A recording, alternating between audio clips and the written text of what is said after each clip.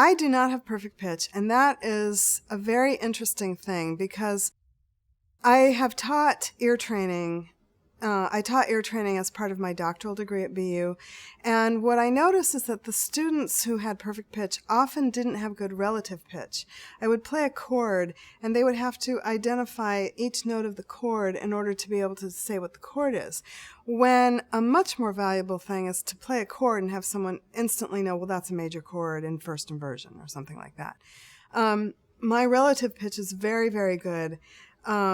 I don't have perfect pitch, although I can tell, if I'm walking around and I hear a car horn on an E flat, I could sometimes tell you that that's an E flat. But I guess what I'm saying is that I think that relative pitch is much, much more important for hearing the whole of a musical idea. Relative pitch is where you can hear the relationship of two notes to each other, or of, I should say, two or more notes to each other. Be able to hear what size an interval is. Is it, if there are two notes right together in a scale, that's a second. So if you hear them separately, can you hear that it's a second? If you hear them played on the piano simultaneously, can you hear that's a second?